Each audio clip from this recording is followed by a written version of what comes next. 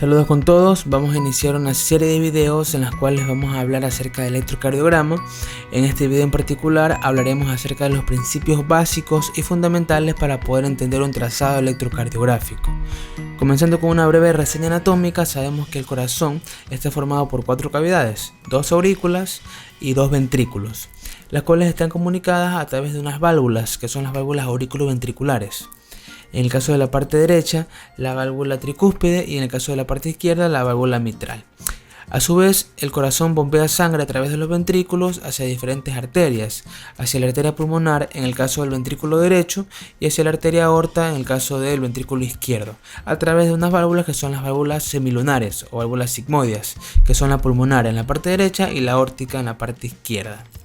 También es importante tener en cuenta las fases del ciclo cardíaco. Recordamos que tenemos una primera fase de contracción isovolumétrica en la cual los ventrículos se contraen pero todavía no se expulsa la sangre debido a que aún no se vence la presión a nivel de las válvulas semilunares. Una vez que esa presión es vencida, se genera lo que es la fase de eyección. Después tenemos la que sería la contracción isovolumétrica y finalmente la fase de llenado, que a su vez tiene 3 partes: la fase de llenado rápida, la fase de llenado lenta y lo que sería la contracción auricular. Las 2 primeras partes corresponden a lo que sería la sístole, ¿sí? Mientras que las 2 últimas partes corresponden a la diástole. Para que el corazón se contraiga es necesaria la presencia de un estímulo. Este estímulo es generado y transmitido a través del sistema de conducción eléctrica cardíaca, que está formado por diferentes partes. Tenemos el nódulo sinusal, que es donde por lo general se origina el estímulo. Tenemos el haz de Bachmann, que es como un puente entre la aurícula derecha y la aurícula izquierda. Tenemos las vías internodales que comunican el nódulo sinusal con el nódulo auriculoventricular. Después tenemos el haz de His, que se inserta a nivel de tabique interventricular y nos da 2 ramas, la rama izquierda y la rama derecha. La rama izquierda es más grande que la rama derecha y se divide en 2 fascículos, el fascículo anterior y el fascículo posterior. Finalmente tenemos una pequeña red de fibras de conducción rápida que se conoce como la fibra de Purkinje. Es muy importante tener en cuenta que a nivel de los nódulos tenemos una conducción a través de los canales de calcio, con lo cual la conducción a nivel de los nódulos va a ser mucho más lenta que en otras partes del corazón. Todos los trazos electrocardiográficos y toda la manera en la cual nosotros medimos la actividad eléctrica cardíaca está basada en un principio, que es el principio del galvanómetro. ¿Y qué es un galvanómetro? Es un instrumento que sirve para medir el flujo de corriente eléctrica. Consta de un polo positivo y un polo negativo, que justamente hace eso, mide lo que es la corriente eléctrica. A su vez consta de una aguja que se puede mover y que nos puede dar una deflexión positiva o una deflexión negativa dependiendo del lugar en el cual se mueva. Y este movimiento va a depender de la intensidad, de la velocidad y de la dirección de la corriente eléctrica. Ahora imaginemos que nosotros tenemos el galvanómetro ubicado de esta manera y que tenemos una hilera de células miocárdicas. Si nosotros colocamos el electrodo positivo aquí y el electrodo positivo aquí, vamos a ver que normalmente la célula tiene un potencial de acción transmembrana de menos 90 milivoltios. Esto quiere decir que en reposo la célula va a estar cargada negativamente, ¿sí? Pero cuando hay una descarga, cuando hay un estímulo, se genera una corriente eléctrica que es transmitida a través de todas las células miocárdicas. Este flujo de electricidad se conoce como despolarización. La membrana se despolariza generando un flujo de corriente. Este flujo de corriente en este caso es positivo y se dirige hacia el polo positivo, como podemos observar. De tal manera que la aguja del galvanómetro va a tener una deflexión positiva, va a tener una deflexión hacia arriba.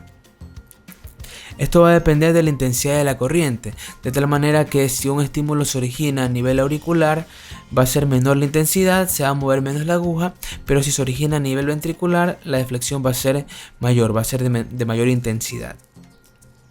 Ahora, ¿qué pasa cuando todas las células están despolarizadas? Ya no va a haber flujo de corriente, de tal manera que la aguja vuelve a estar en posición neutra. Recordemos que la aguja se mueve solo y únicamente cuando hay flujo. Si no hay flujo, si está todo despolarizado o si está todo repolarizado, vamos a decir que la aguja va a estar neutra, no se va a mover. Una vez se despolarizaron todas las células miocárdicas, estas de aquí tienen que regresar a su estado original de menos 90 milivoltios. Esto de aquí se conoce como repolarización y va a representar un flujo de corriente negativo. podemos ver que es una corriente negativa que en este caso se dirige hacia el polo positivo, de tal manera que el galvanómetro se va a dirigir hacia abajo, va a tener una deflexión negativa. Pero lo que ocurre es que la repolarización no va en el mismo sentido que la despolarización, es decir, no va en este sentido, en este caso, sino que va en sentido contrario. Es decir, una vez que están despolarizadas todas las células, la última célula en despolarizarse va a ser la primera en repolarizarse.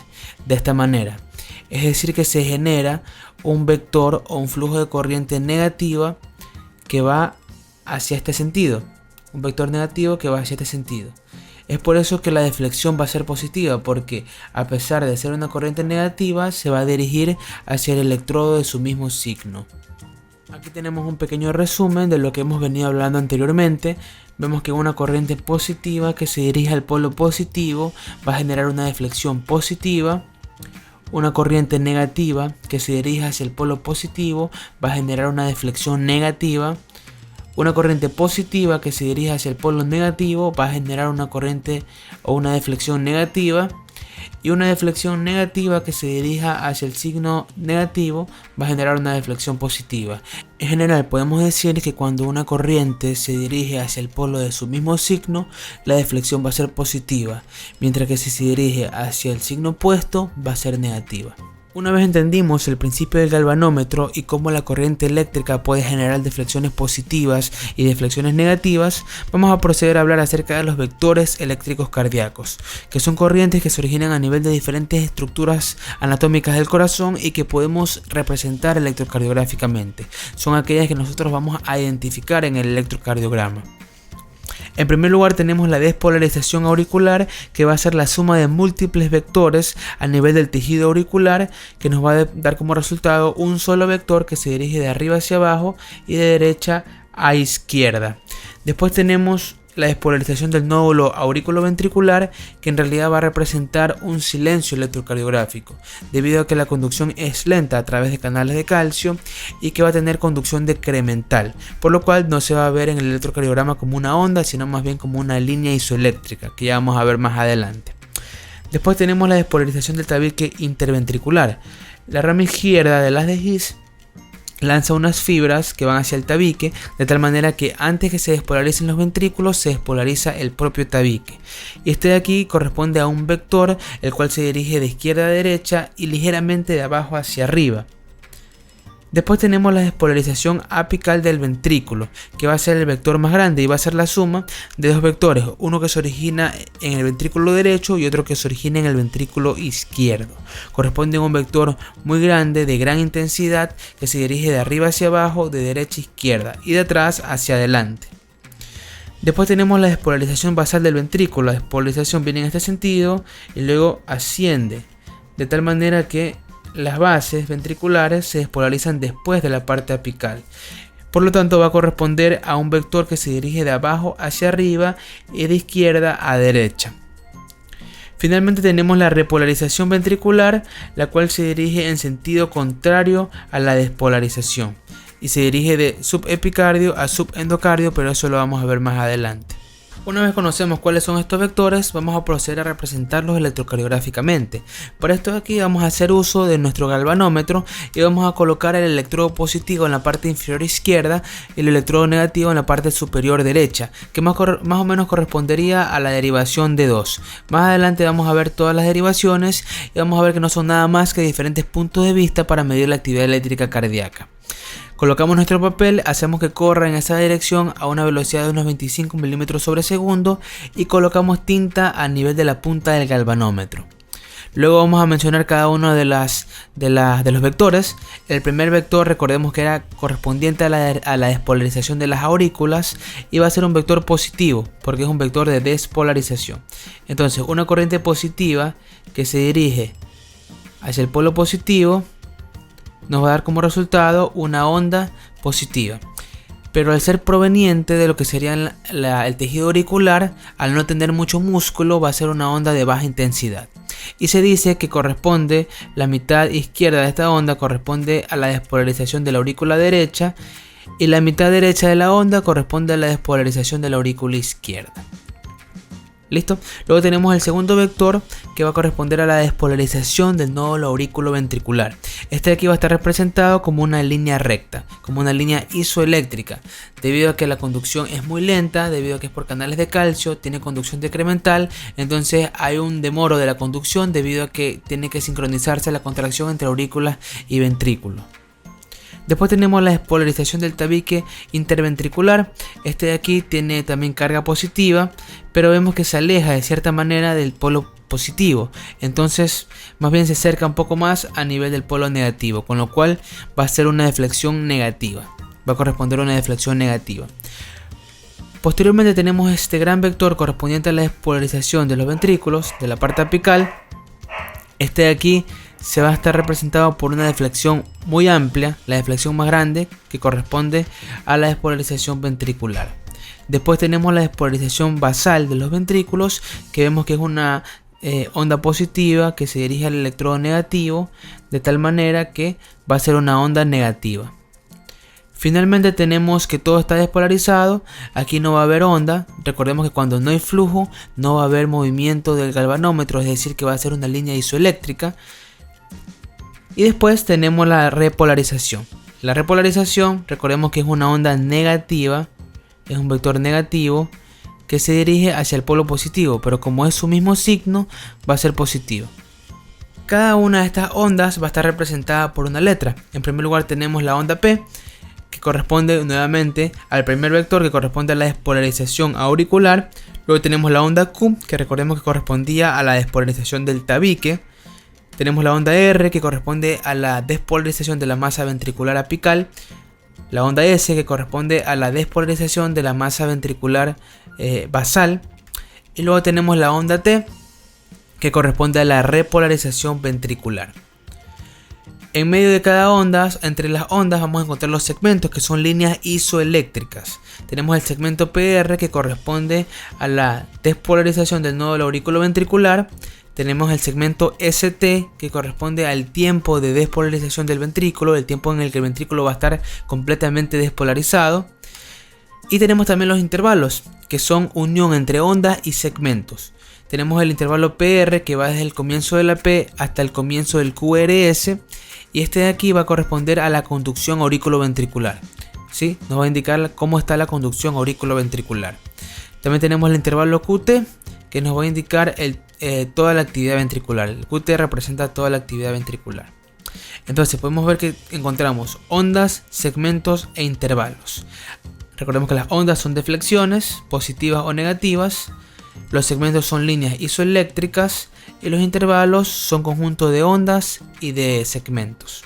También tenemos otros factores como pueden ser el punto J, que corresponde al comienzo del ST, el tiempo de activación ventricular, que se conoce también como deflexión intrinsecoide, ¿sí? Que va desde el comienzo de la Q hasta el punto más alto de la R, y a veces también aquí puede aparecer la onda U, sí, que en muchos casos es normal, que puede representar la repolarización de los músculos papilares, aunque en realidad es bastante incierto, no está bien determinado qué significa la onda U. Incluso pueden aparecer en patologías como la hipopotasemia. Existen diferentes formas, diferentes ángulos o diferentes puntos de vista en los cuales nosotros podemos medir la actividad eléctrica cardíaca. Esto de aquí nosotros conocemos con el nombre de derivaciones.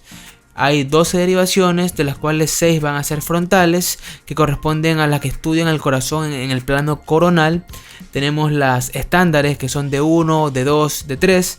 Y tenemos las aumentadas o unipolares, que son ABL, ABR y ABF. Todas estas aquí son derivaciones frontales, también conocidas como derivaciones de los miembros, y van a estudiar el corazón en un plano coronal.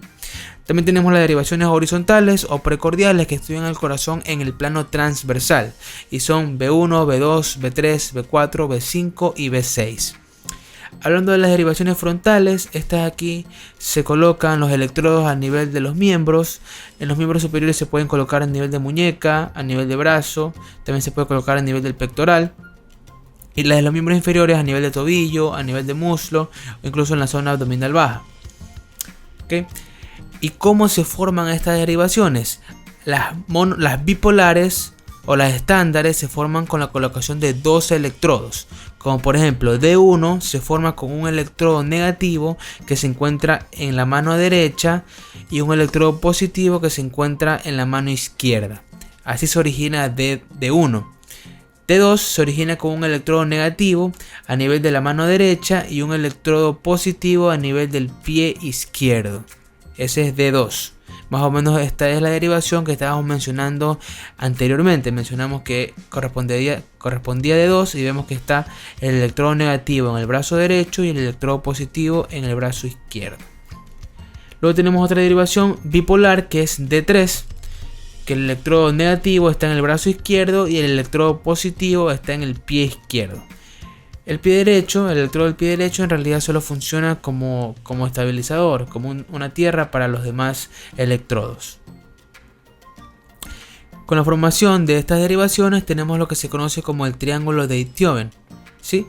Y a partir de este triángulo es que se originan las derivaciones aumentadas o monopolares, que en realidad no son monopolares, sino que el otro polo, el polo negativo, se encuentra más o menos a nivel del corazón.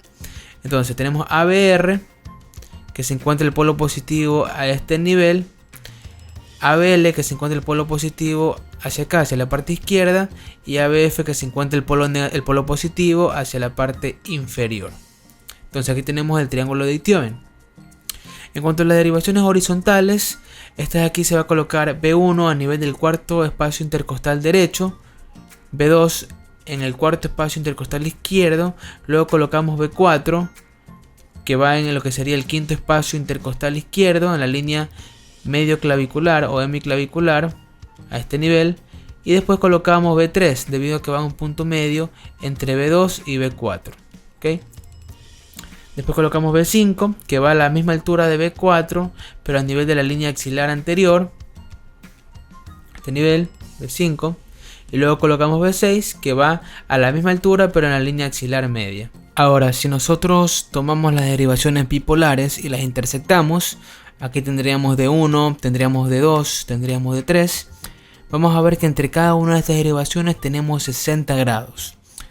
Luego, si colocamos las aumentadas o monopolares, aquí tendríamos ABR con su foco positivo, tendríamos ABL con su foco positivo, tendríamos ABF con su foco positivo. Tendríamos que entre cada una de estas derivaciones existe un ángulo de 30 grados. Aquí aproximadamente estaría el corazón, más o menos en la misma dirección que D2. Y vamos a ver que está separado por 30 grados.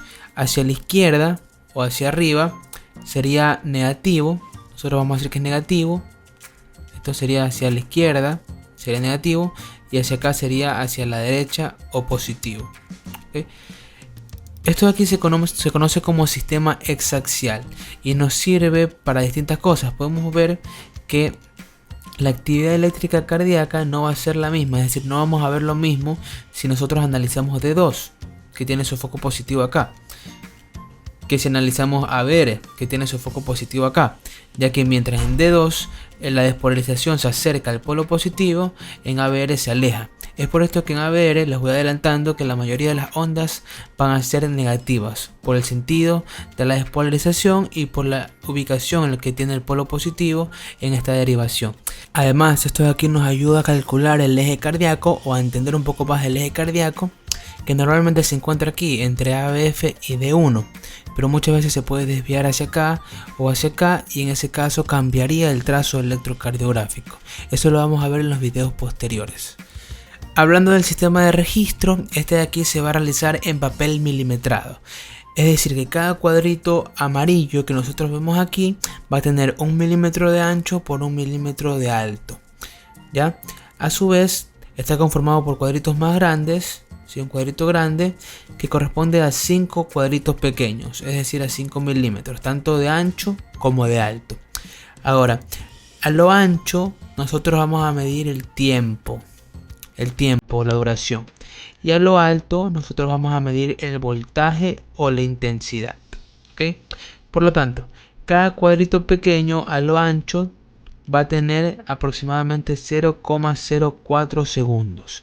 Es decir, que en 5 cuadros grandes vamos a tener 1 segundo, ¿ok? Mientras que en la altura nosotros tenemos que cada cuadrito pequeño corresponde a 0,1 milivoltio. Es decir, que para alcanzar un milivoltio nosotros tenemos que tener 2 cuadros grandes o 10 cuadritos pequeños. Entonces, siempre y cuando la velocidad del papel esté en 25 milímetros por segundo y siempre y cuando la altura o la intensidad esté en 10 milímetros por milivoltio. Esto quiere decir que por cada 25 milímetros, que corresponde a 5 de estos cuadros grandes, va a haber un segundo, como en este caso, y que por cada 10 milímetros va a haber un milivoltio. Por cada 10 milímetros, un milivoltio. Esto es importante, ¿ok?